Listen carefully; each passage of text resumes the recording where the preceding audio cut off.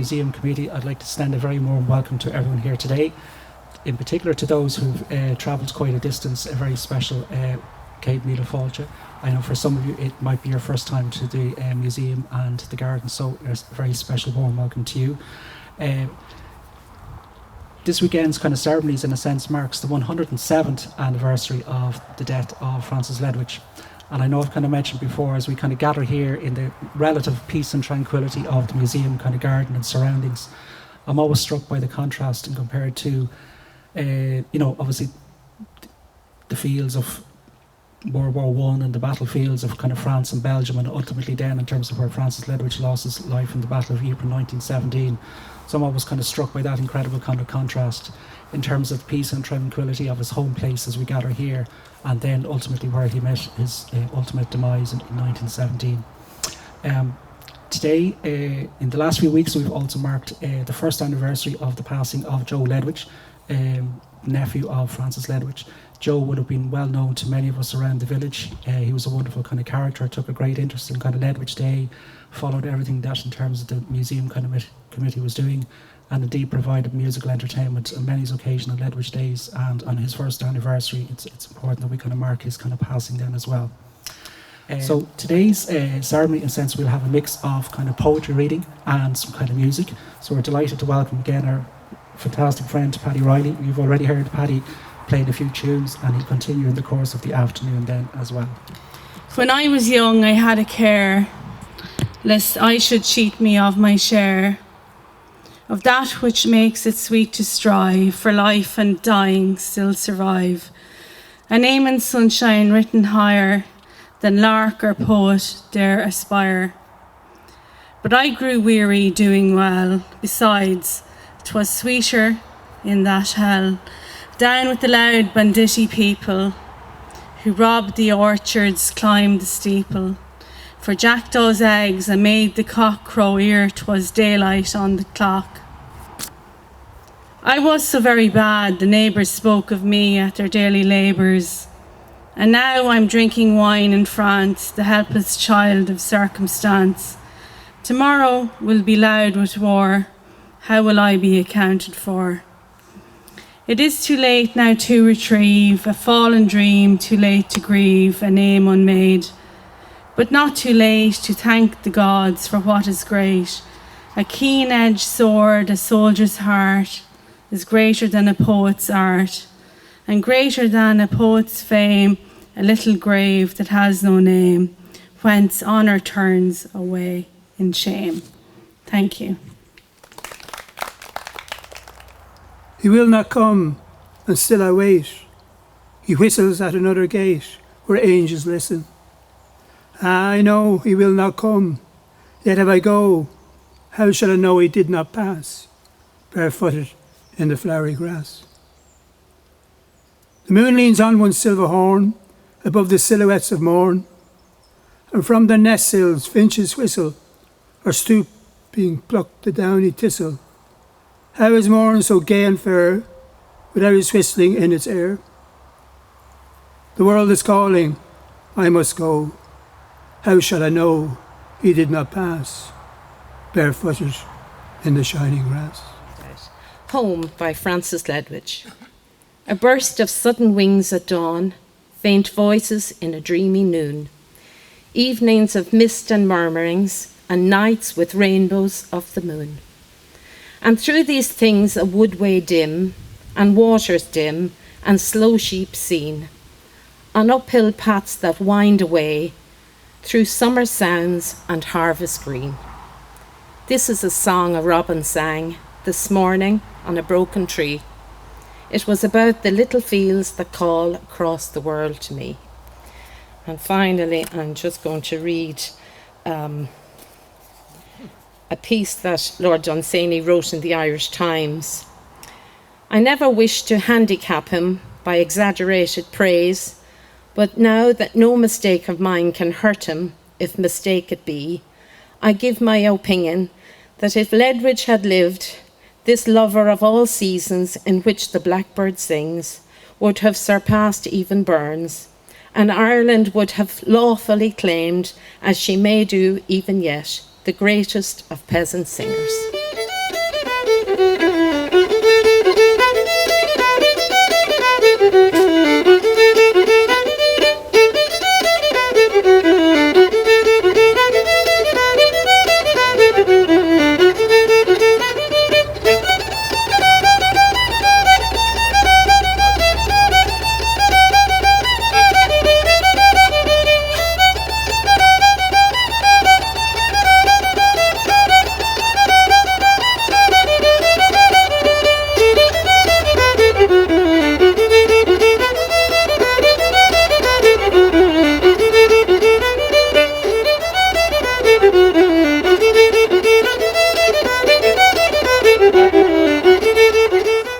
The gardener.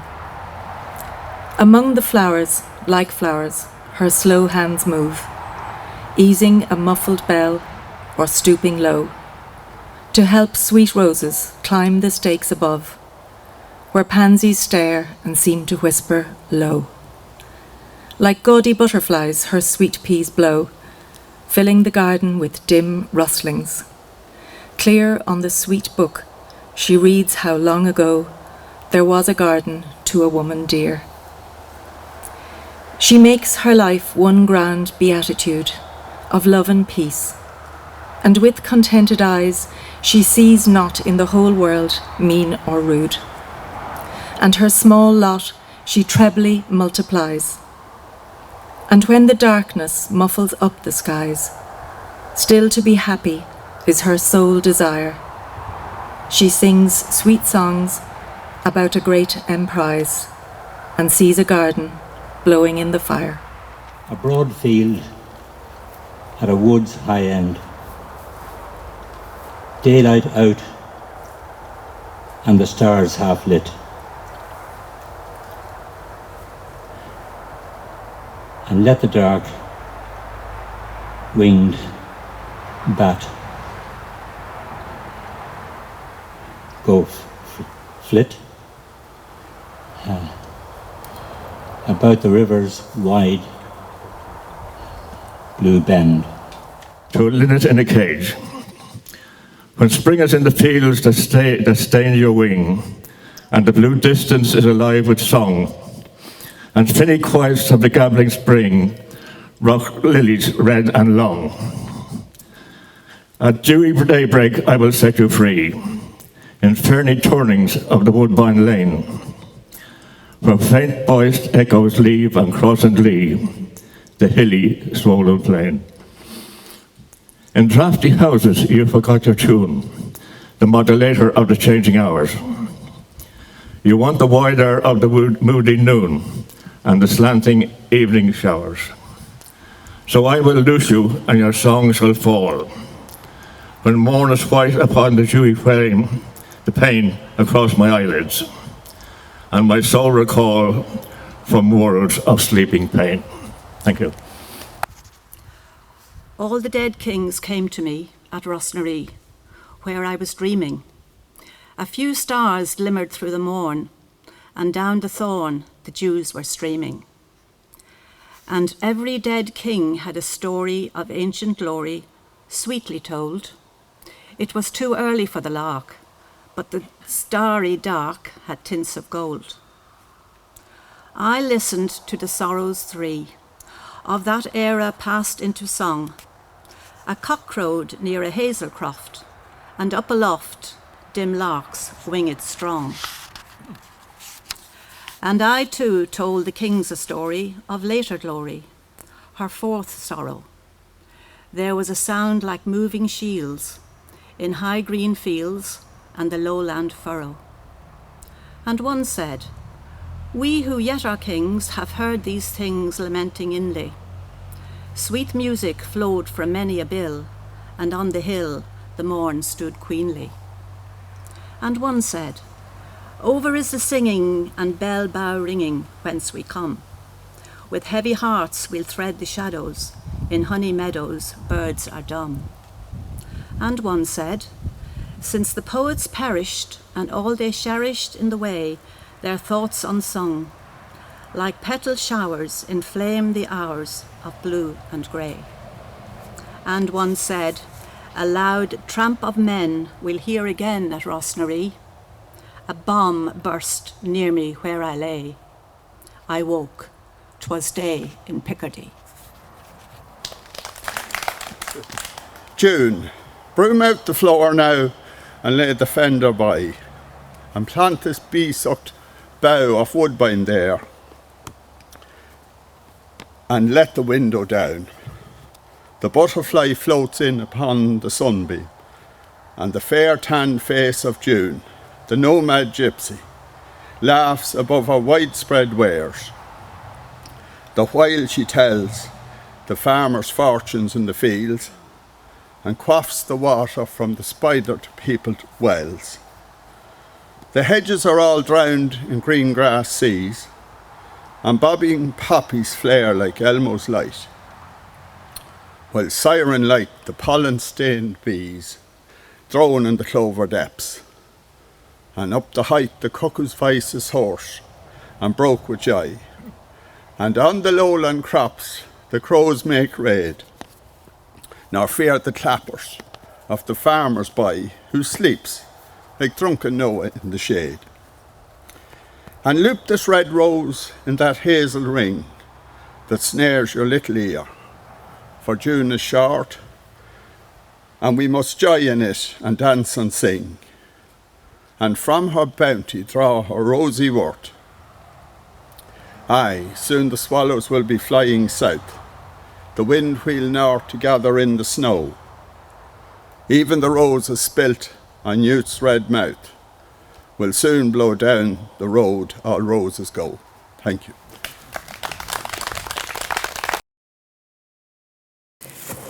Thanks, Derry. Thanks for the introduction. And thanks for remembering Joe Ledwidge and also Jimmy McComiskey today. They're not with us now, and they were great friends and did great work here in the museum. And there's another friend that we lost during the year called Gerald Daw. He was a poet, professor of English in Trinity College, and a literary critic. And we first met Gerald Daw 20 years ago when Helen Cooney, Dr. Helen Cooney, invited him to speak at a Ledwidge Day in the Cunningham Arms in Slane. And he has been a wonderful friend to the museum. He died in April after a long illness. He was very well respected in the literary world. He was a great help, I said, in 2017 when we were looking for speakers for our academic seminar in Slane Castle. And he introduced me to a number of academics from the US, UK, and of course our own here in Ireland. He was very kind and generous with his time, and he was a great champion of the poetry of Francis Ledwidge. Our president, Michael D. Higgins, in a tribute to him said, "Ireland has lost a great poet, and so many of us a warm and valued friend." For the Fallen by Lawrence Binyon. They shall not grow old as we that are left grow old. Age shall not weary them, nor the years condemn. At the going down of the sun, and in the morning, we shall remember them. We shall remember them.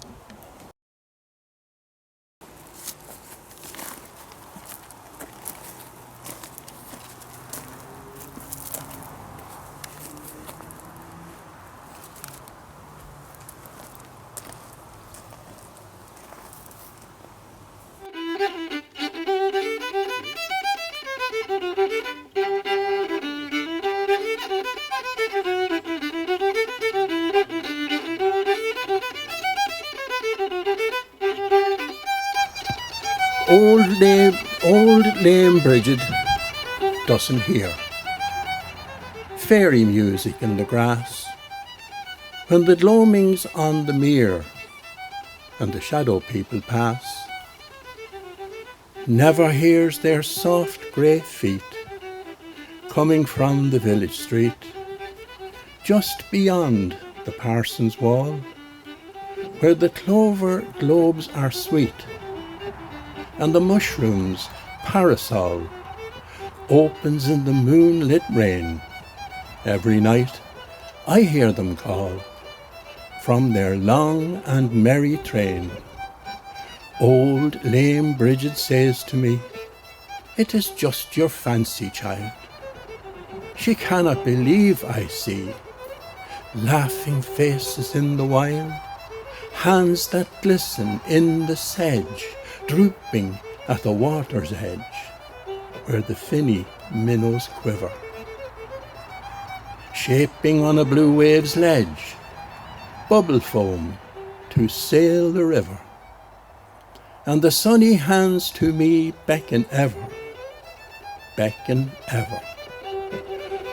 Oh, I would be wild and free, and with the shadow people be. Thank you.